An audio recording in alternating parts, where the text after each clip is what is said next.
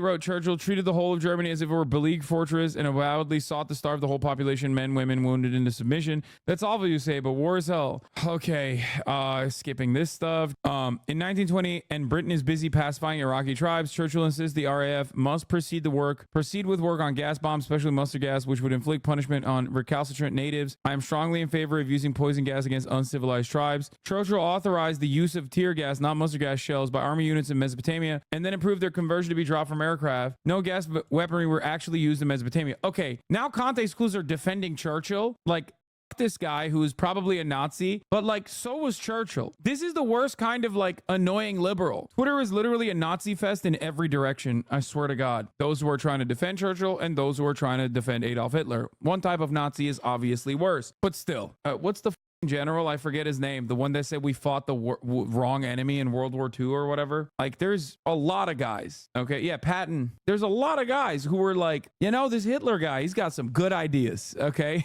Yeah. I'm fighting him. But honestly, every neo-Nazi on Twitter, no, I'm not talking about like contemporary people. I'm talking about like people who directly were on the right side of history in World War II, but had the wrong opinions regardless. Guy who was surprised Tucker would do this. Didn't expect Tucker Carlson to become an outlet for Nazi apologetics, but here we are. What are you saying? When has Tucker Carlson not done Nazi apologetics? What are these people doing, bro? I mean, that's not even plausible deniability at that point. You're just like dumbass. Like, you're openly a stupid person. Anyway, like Hitler, Churchill blamed Jews for communism and revolutions dating back to 1789, describing the Bolsheviks as a band of underworld Jews.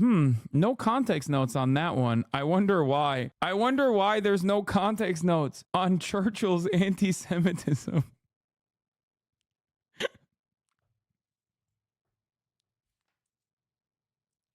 Who could say? Who could say why? Churchill's public attitude towards Hitler in Germany was openly hostile after 1938. Some have pointed out that he faced bankruptcy and a loss of his family estate when he was bailed out with a gift not a loan by a wealthy Zionist. If there's any direct evidence that Churchill was bought, though, I am not aware of it. What is going on in this thread? Oh, and there are many simpler explanations for his change of heart, given that the war faction of which he was seeking leadership became more prominent and belligerent after Hitler's annexations of Austria and Sudetenland. Also, Churchill had been a booster of Zionism for the last 20 years. Yeah, Churchill also, was Zionism a thing before Israel? Yes. You know who was the #1 advocate for Zionism, even like during and before Theodore Herzl? Christian Zionists, who were also deeply anti-Semitic. Balfour is one of those examples. Lord Balfour. Churchill is another example as well. The only people that Churchill hated more than Jews was, you know, Arabs, Palestinians. So kind of worked out well for a lot of anti-Semitic, ultra-Zionist Christians, didn't it? You know, send the Jews to the desert, let God sort it out, let them duke it out with the Arab dogs over there, that sort of thing. Kind of not that different from literally the Indians too. Churchill hated Indians, how could I forget? And the Irish, of course. He hated a lot of people. I'm just saying he was also anti-Semitic on top of that. Why is his legacy so clean? I don't know. Why is George W. Bush's legacy so clean? He's still alive. He hasn't even died. That's what we do. We love rewriting history and making it seem like, dude,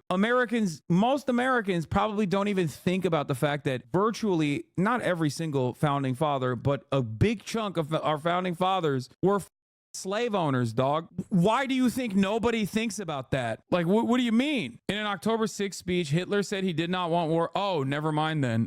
I guess Hitler said he did not want war. So I guess that's it then. Don't look at anything else afterwards. Yeah, but Hitler did not want war with Britain. So this is true. He definitely didn't want war with England. That's not wrong. Hitler tried again, going on the radio to broadcast a call for peace directly to the British people. He would give back parts of Poland that were not majority German. What? And would work. Wait, what? Why is there no context note on that? What the f? And would work with other powers to reach an acceptable solution to the Jewish problem. He was ignored. Okay, what is going on, dude? Okay, first of all, reach an acceptable solution to the Jewish problem? Dog, if you are writing that out as though, you know, there was a Jewish problem, you're just welcome back Adolf Hitler. Like, what do you mean?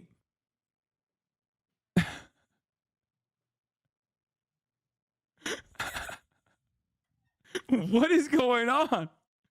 Benjamin Netanyahu wanted peace. He just wanted a solution to the Palestinian problem. Like what? He wanted an acceptable solution to the Palestinian problem. Oh, got it. Okay.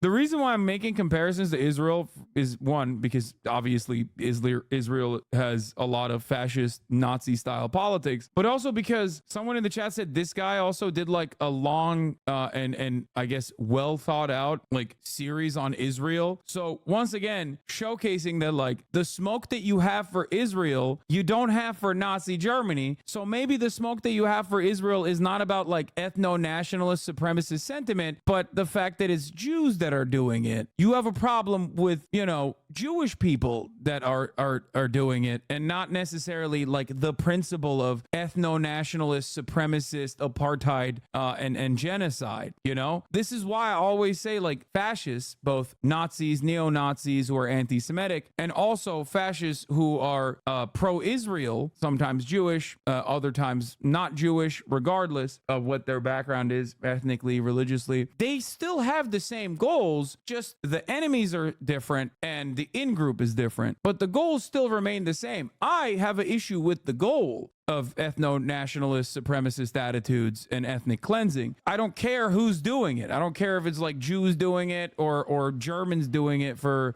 folk. I don't care who the enemies are in that situation as well. I just think that the framework is fraught and also is disastrous and incredibly bloody, you know, because I'm an anti-fascist and not an anti-Semite. What if it was the Ottomans trying to reclaim previous lands? On board with that too. In 1940, Noam Goldman, World Jewish Congress, said that if the war in Europe goes on for another year, 1 million of the 2 million Jews in Poland will be dead of starvation or killed by Nazi persecutors. This gets close to the heart of my Churchill criticism. My contention is not that the Third Reich was peaceful or that Germany did not kill Jews. Germany dishonored itself by its conduct on the Eastern Front.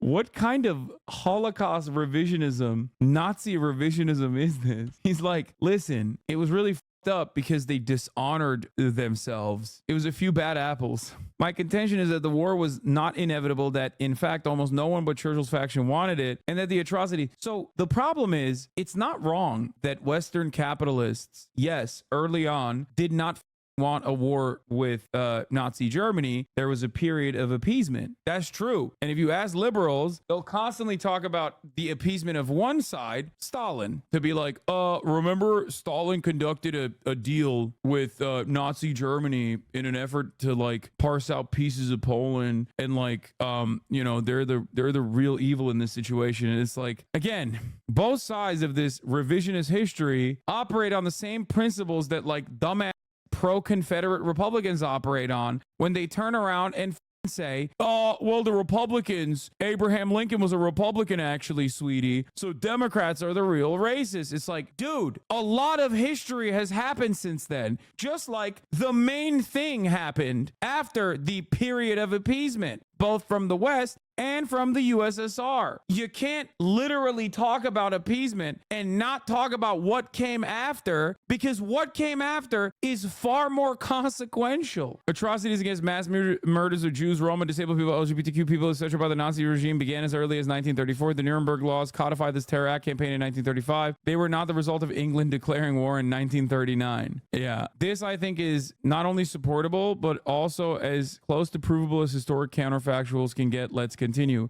The next night, more British bombers flew over Germany. Oh my God, it should be illegal to make a Twitter thread this long. Clip from the Tucker pod instead of reading. He was the chief villain of the Second World War. Now, he didn't kill the most people. He didn't commit the most atrocities. But I believe, and I think when you really get into it and tell the story right and don't leave anything out, you see that he was primarily responsible for that war becoming what it did, becoming something other than an invasion of Poland. You know, Germany, look, they put themselves into a position, and Adolf Hitler is chiefly responsible Why do you often say England instead of Britain? I don't know. It's just easier for this, but his whole regime is responsible for it. That when they went into the East in 1941, they launched a war where they were completely unprepared to deal with the millions and millions of... I think it's kind of terrifying that the position that, like, outside of the Jew thing, Hitler wasn't all that bad has become an increasingly more popular position in the